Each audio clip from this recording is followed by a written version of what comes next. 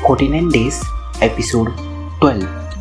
पिछले एपिसोड में हमने देखा सोंगेक्योन के शरीर से सिंजियन बाहर जाती है, पर जब कांगम्यो उसे संभाल कर सहारा देता है तो उसी वक्त सिनिजन उन दोनों को एक साथ देख लेती है। तो इस सिचुएशन को संभालने के लिए कांगम्यो उसे लेकर वहाँ से चला जाता है। तो दूसरी तरफ कांगन वहाँ पर आके सोंगेक्योन और सिचुएशन दोनों को संभालने की कोशिश करता है। बाद में हम देखते हैं क्योंकि सोंगेक्योन वहाँ पर अपने आप ही जाती तो इसमें सिंजन की गलती नहीं होने की वजह से उसे सज़ा नहीं मिलेगी, पर इसका जो असर है वो दोनों पर होगा। इसके बाद जब कांगम्यो कांगन से मिलने जाता है तब उन दोनों के बीच में आर्गुमेंट के साथ साथ हाथापाई भी हो जाती है, क्योंकि जब वो सोंगेक्योन का पीछा करते हुए उसके पास जाता है तब वो उन दोनों को एक साथ देख लेता है और तभी उन दोनों के बीच में जो रिलेशनशिप है उसे मालूम पड़ता है।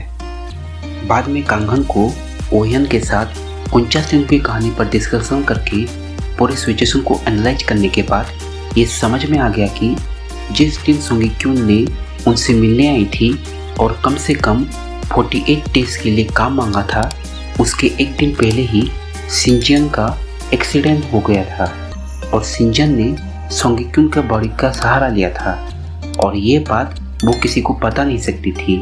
और जब भी उसके बिहेवियर को लेकर कांगन को शक हुआ कि वो सिंजन है तो वो डरी और सहमी जाती थी। बाद में जब कांगन पाक्सु से मिलता है तब वो अंकल के सर्जरी के बारे में बताती है। उसके बाद जब वो अंकल से मिलने जाता है तब आंटी के साथ बातचीत के दौरान उसे मालूम पड़ता है कि हैमिल्टोलैंड प्रोजेक्ट के लिए फंड चाहिए थी और इसके लिए जियो लैंड कॉन्ट्रैक्ट सिलसिला की जरूरत थी। और तभी उसे समझ में आता है कि सिंजन ने सेल्स स्टाफ को क्यों छुपा के रखी थी। इसके बाद उसे एक एक करके पूरा सिनारियो याद आता है कि किस तरह सिंजन ने अभी तक सारी तकलीफें झेली हैं